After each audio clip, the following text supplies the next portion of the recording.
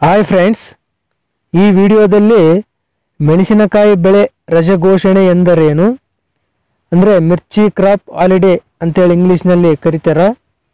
ಈ ಮಿರ್ಚಿ crop holiday ಸುದ್ದಿಯಲ್ಲಿರಲು ಕಾರಣವೇನು ಮತ್ತು ಈ ಮಿರ್ಚಿ ಕ್ರಾಪ್ ಹಾಲಿಡೇಯಿಂದಾಗುವ ಲಾಭಗಳೇನು ಮತ್ತು ಮೆಣಸಿನಕಾಯಿ ಬೆಳೆಗೆ ಆಲ್ಟರ್ನೇಟಿವ್ ಬೆಳೆಯಾಗಿ ಯಾವ ಬೆಳೆಗಳು ಸೂಕ್ತ ಅಂತ ಒಂದಿಷ್ಟು ಮಾಹಿತಿಯನ್ನು ಈ ವಿಡಿಯೋದಲ್ಲಿ ನೋಡೋಣ. ಅದಕ್ಕಿಂತ ಮೊದಲು ನಮ್ಮ ವಿಡಿಯೋಸ್ ಹೊಸದಾಗಿ ಯಾರಾದರೂ ನೋಡ್ತಾ ಇದ್ದರೆ ದಯವಿಟ್ಟು ಸಬ್ಸ್ಕ್ರೈಬ್ ಮಾಡಿ, ಪಕ್ಕದಲ್ಲಿರೋ ಬೆಲ್ ಐಕನ್ ಕ್ಲಿಕ್ ಮಾಡಿ, ಹಾಗೆ ವಿಡಿಯೋಗೆ ಒಂದು ಲೈಕ್ ಮಾಡಿ. ಇನ್ಫಾರ್ಮೇಷನ್ ಇಷ್ಟವಾದಲ್ಲಿ ವಿಡಿಯೋವನ್ನು ಹೆಚ್ಚು ಜನಕ್ಕೆ ಶೇರ್ ಮಾಡಿ. ಫ್ರೆಂಡ್ಸ್, ಈ ಮೆಣಸಿನಕಾಯಿ ಬೆಳೆ ರಜೆ ಘೋಷಣೆ ಎಂದರೆ ಒಂದು ಸೀಸನ್ ಅಥವಾ 2 ಸೀಸನ್ ಮೆಣಸಿನಕಾಯಿ ಬೆಳೆ ಬೆಳೆಯುವುದನ್ನು ನಿಲ್ಲಿಸುವುದು ಅಂತ ಇದರ ಅರ್ಥ.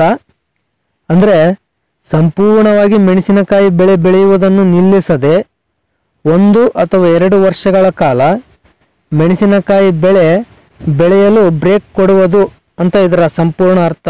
ಇದನ್ನು ಇಂಗ್ಲಿಷ್ನಲ್ಲಿ ಕ್ರಾಪ್ ಹಾಲಿಡೇ ಅನೌನ್ಸ್ ಅಂತೇಳಿ ಕರೆಯುತ್ತಾರೆ.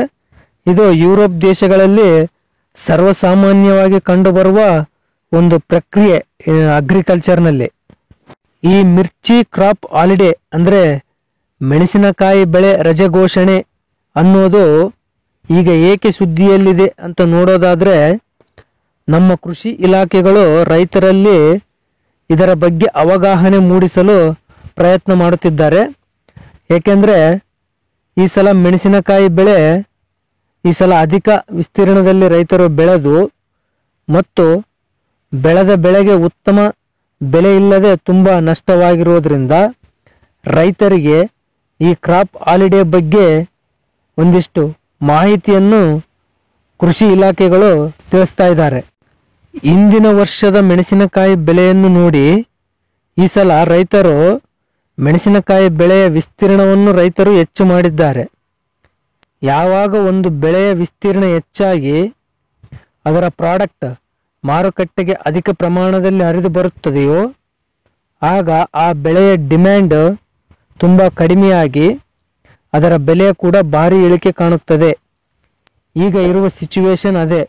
ಅಧಿಕ ಪ್ರಮಾಣದಲ್ಲಿ ಮೆಣಸಿನಕಾಯಿ ಬೆಳೆ ಬೆಳೆದು ಅದು ಅಧಿಕ ಪ್ರಮಾಣದಲ್ಲಿ ಮಾರುಕಟ್ಟೆಗೆ ಬಂದಿರೋ ಕಾರಣ ಅದರ ಬೆಲೆ ಭಾರಿ ಇಳಿಕೆ ಕಂಡು ರೈತರಿಗೆ ಭಾರಿ ನಷ್ಟವನ್ನು ಉಂಟು ಮಾಡಿದೆ. ಭವಿಷ್ಯತ್ತಿನಲ್ಲಿ ಈ ರೀತಿಯ ನಷ್ಟವನ್ನು ತಪ್ಪಿಸಲು ಕ್ರಾಪ್ ಹಾಲಿಡೇ ಅಂದರೆ ಮೆಣಸಿನಕಾಯಿ ಬೆಳೆಗೆ ರಜೆ ಕೊಡುವುದು ಸೂಕ್ತ ಅಂತ ಕೃಷಿ ಇಲಾಖೆಗಳು ರೈತರಿಗೆ ತಿಳಿಸ್ತಾ ಇವೆ. ಆದರೆ ಯಾವುದೇ ಕೃಷಿ ಇಲಾಖೆಗಳು ಯಾವೊಬ್ಬ ರೈತರಿಗೂ ಕೂಡ ಬಲವಂತ ಮಾಡುತ್ತಿಲ್ಲ, ಕೇವಲ ಸಲಹೆಗಳನ್ನು ಮಾತ್ರ ನೀಡುತ್ತಿದ್ದಾರೆ.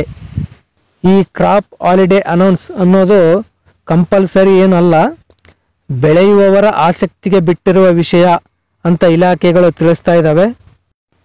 ಇನ್ನು ಈ ಬೆಳೆ ರಜೆ ಘೋಷಣೆಯಿಂದ ಆಗುವ ಲಾಭಗಳನ್ನು ನೋಡೋದಾದರೆ, ಮೊದಲನೇದು ಪ್ರತಿ ಸಲ ಒಂದೇ ಬೆಳೆ ಒಂದೇ ಭೂಮಿಯಲ್ಲಿ ಬೆಳೆಯುವುದನ್ನು ತಡೆಯುವುದು. ಎರಡನೇದು ಅಧಿಕ ಔಷಧಿಗಳು ಮತ್ತು ರಸಗೊಬ್ಬರಗಳ ಬಳಕೆ ಕಡಿಮೆ ಆಗುತ್ತದೆ.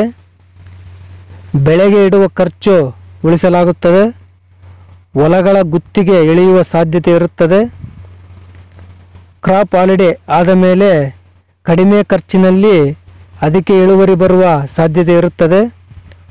ಹೊಸ ಬೆಳೆಗಳು ಬೆಳೆಯುವ ಆಸಕ್ತಿ ಮೂಡುವ ಸಾಧ್ಯತೆ ಇರುತ್ತದೆ.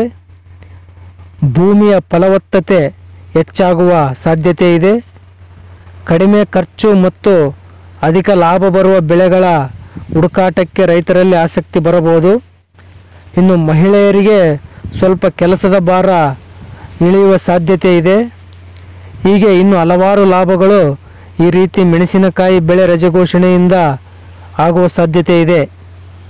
ಫ್ರೆಂಡ್ಸ್, ಒಂದು ವೇಳೆ ಮೆಣಸಿನಕಾಯಿ ಬೆಳೆ ರಜೆ ಘೋಷಣೆಯಾದರೆ ಅದಕ್ಕೆ ಆಲ್ಟರ್ನೇಟಿವ್ ಬೆಳೆಯಾಗಿ ಯಾವ ಬೆಳೆ ಹಾಕಿದರೆ ಸೂಕ್ತ ಅಂತ ನೋಡೋದಾದರೆ, ಈ ಮೆಣಸಿನಕಾಯಿ ಬೆಳೆದ ಭೂಮಿಗೆ ಜೋಳ, ಮೆಕ್ಕೆಜೋಳ, ನವಣೆ, ಹತ್ತಿ, ಸಜ್ಜೆ, ತೊಗರಿ, ಹೆಸರು, ಉದ್ದು ಇಂಥ ಕಡಿಮೆ ಖರ್ಚಿನಲ್ಲಿ ಕಡಿಮೆ ದಿನಗಳಲ್ಲಿ ಬೆಳೆ ಬರುವ ಬೆಳೆಗಳನ್ನು ಮೆಣಸಿನಕಾಯಿ ಬೆಳೆಗೆ ಆಲ್ಟರ್ನೇಟಿವ್ ಆಗಿ ಬೆಳೆಯಬಹುದು ಅಂತ ಕೃಷಿ ಇಲಾಖೆಗಳು ತಿಳಿಸಿದವೆ.